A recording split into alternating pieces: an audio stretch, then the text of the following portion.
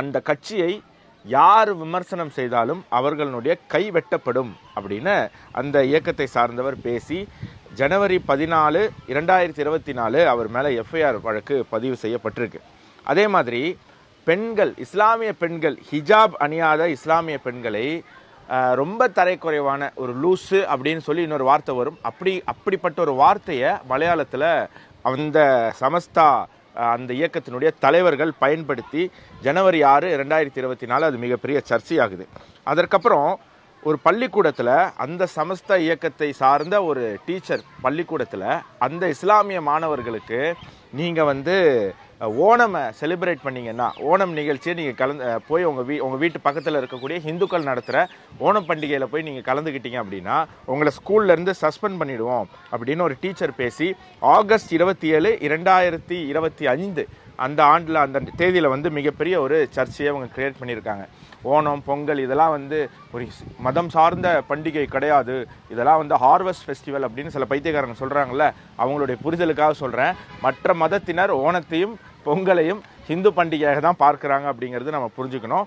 அதை நம்ம தான் மறந்து போயிடும், நம்ம அதை மறந்துடக்கூடாது அப்படிங்கிறது நம்ம புரிஞ்சுக்கணும். அதே மாதிரி அந்த சமஸ்தா அப்படிங்கிற இயக்கத்தினுடைய மாணவர் அமைப்பு சமஸ்த கேரளா சுன்னி ஸ்டூடெண்ட்ஸ் ஃபெடரேஷன், நல்லா கேட்டுக்கோங்க, சமஸ்த கேரளா சுன்னி ஸ்டூடெண்ட்ஸ் ஃபெடரேஷன் அப்படிங்கிற அந்த அமைப்பு கேரளாவில் இஸ்லாமியர்கள் பெருவாரியாக இருக்கக்கூடிய மாவட்டங்கள் எல்லாம் சேர்த்து ஒரு மாநிலமாக, தனியான மாநிலமாக அறிவிக்கணும் அப்படின்னு ஒரு கோரிக்கையும் முன் வச்சிருக்கிறதெல்லாம் நம்ம பார்க்கணும். ஸோ இந்த மாதிரி ஒரு ரேடிக்கலைஸ்டான ஒரு இயக்கம், அந்த இயக்கத்தினுடைய நிகழ்ச்சியில் வெக்கமே இல்லாமல் கேரளாவினுடைய முதலமைச்சரும் கர்நாடகாவினுடைய துணை முதலமைச்சரும் போயிருக்காங்க அப்படிங்கிறது ஒரு மிகப்பெரிய ஒரு வருத்தத்தை ஏற்படுத்துது. அதை தாண்டி நீங்கள் பார்க்கணும், இதே கேரளாவில் 270 ஆண்டுகள் கழித்து ஒரு மிகப்பெரிய கும்பமேளா நிகழ்ச்சி அங்கே இருக்கக்கூடிய மலையாளிகள், ஹிந்துக்கள் எல்லாரும் சேர்ந்து நடத்தினாங்க. நம்ம அந்த செய்தியை பார்த்தோம், நம்மளும் 360ல் பேசியிருந்தோம்.